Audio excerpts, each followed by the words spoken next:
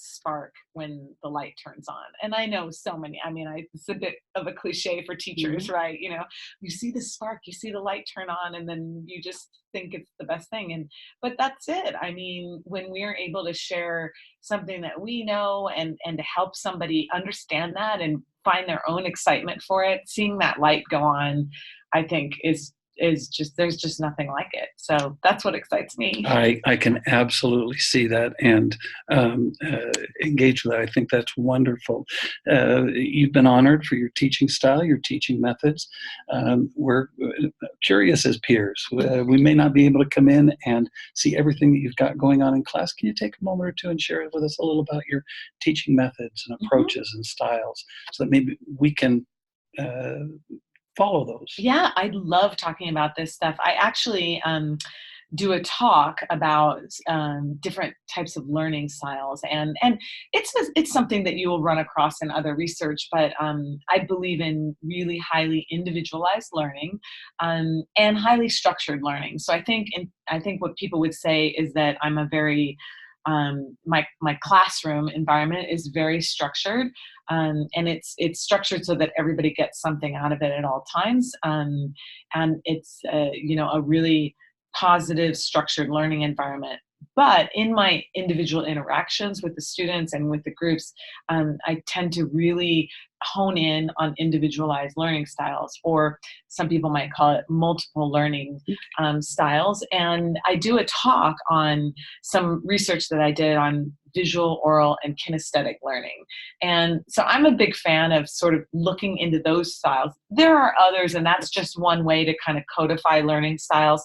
But one of the things that I get really excited about is sort of thinking about visual learning, oral learning, kinesthetic learning. And so when I go and do a talk about this, and I do it with my students each semester, I hand out a little quiz and I ask them some questions like, when you go to the beach, what's the first thing you notice? Is it the color of the sky, or the sound of the waves, or the feel of the sand in your toes?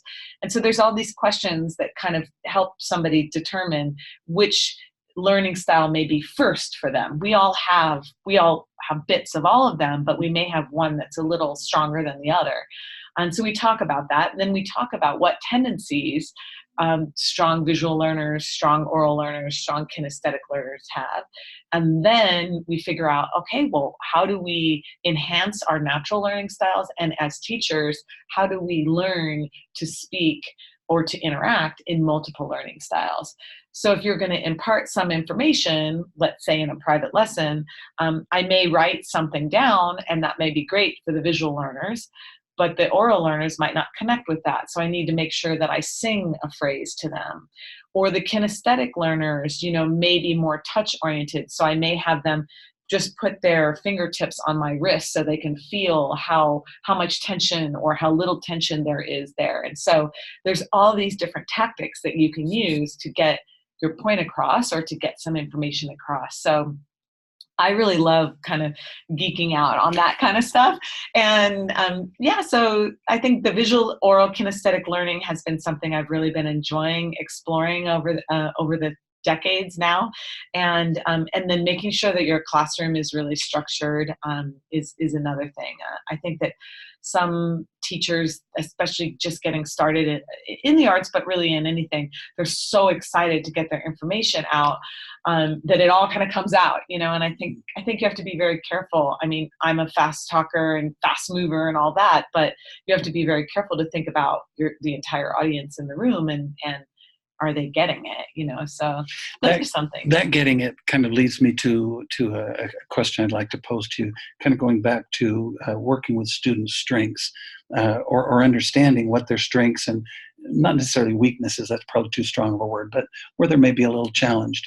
As you work with your learners, and I know it's very idiosyncratic, dependent upon each and every student, but do you like to work more with a student's strengths to improve those?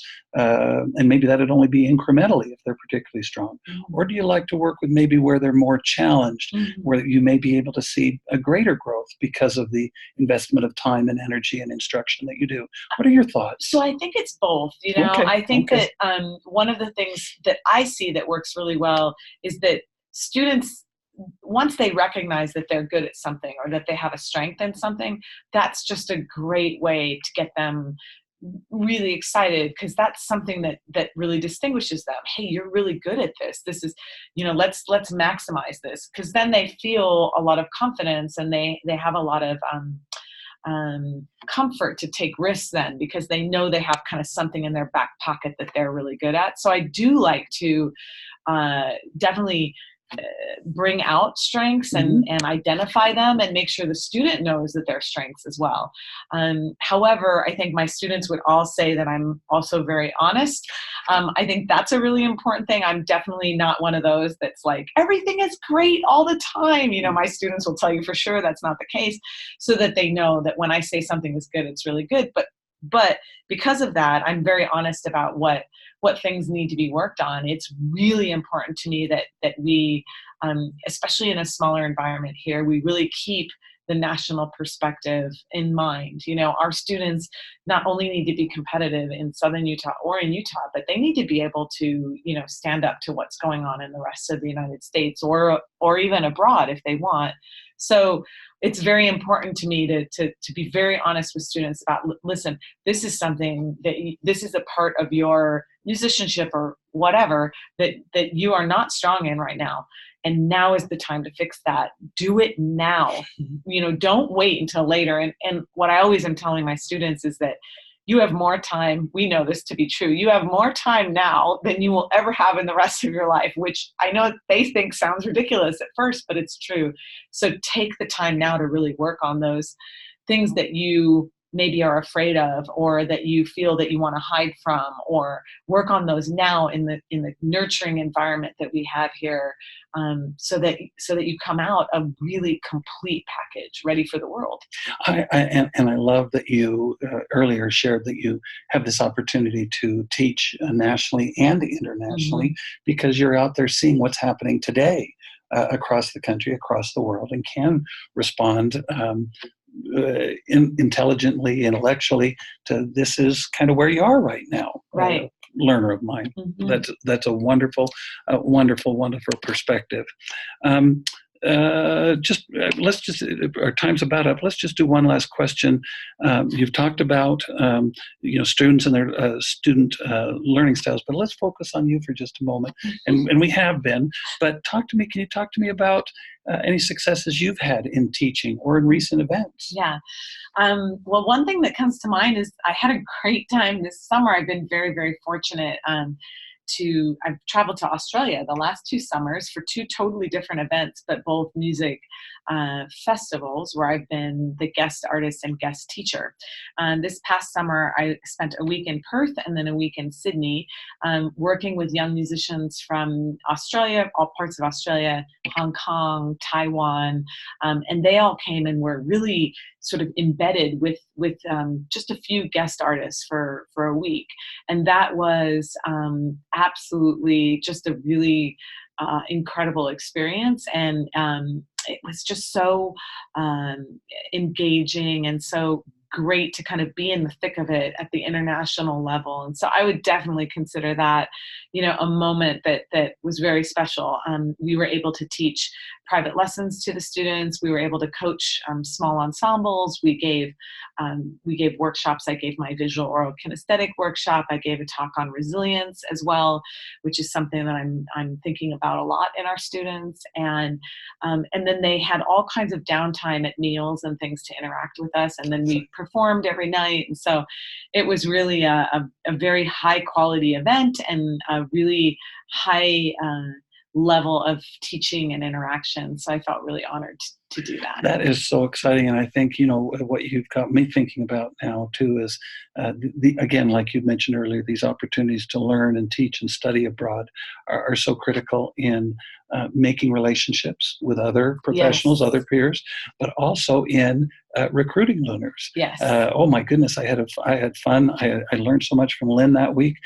How can I sign up to go to SUU and learn a little bit more from you in Cedar. I know that may not happen all the time, but Well, in fact, it did happen. It's kind of cute. The festival was posting on Instagram, of course, all the time. And one of my incoming freshmen at SU was saying, I just feel like the luckiest person in the world because I get her for the next 4 years, which was great. And then some of the Taiwanese students were saying, oh, we wish we could go and all this. And so, yeah, you're absolutely right that's and for our students, it makes these relationships for them as well. I mean, they get an opportunity to connect with other professionals in my circle and other students from all over the world. I So, think that's what it's all about. yeah. Would you take just a moment or two, any last minute thoughts or ideas or suggestions for peers, for students, to make learning and teaching at SUU wonderful? Any last Sure. minute Yeah. things that you'd like to share? I think one of the things that's on my mind right now is um, I worry a bit about resilience in students and for all of us really. I know, we're all so busy and we're all dealing with stress and anxiety and all of these things that are very real. But I would just encourage everybody who's listening to, have the conversation with your students or look for opportunities to bring up the building of resilience. And because I think that's something that I think is already right on the forefront of what we're dealing with. And I think will continue to be helping students to understand that small pitfalls, small little things in their river that get in the way of the flow are okay. You just have to find ways around it and build tools in your tool belt to become more resilient as things come at you. So that's something that's been on my mind. I'd love to encourage everybody to sort of dig their teeth into. That is wonderful. Lynn, thank you so much for taking a few minutes with us this afternoon. And friends, I would encourage you to reach out to Lynn. She's very open to follow up with conversations that you've heard here with her at a future point, and go and check out what's happening in her classes. Thank you one and all for listening, and I appreciate your time and effort. And thank you very, very much. Thank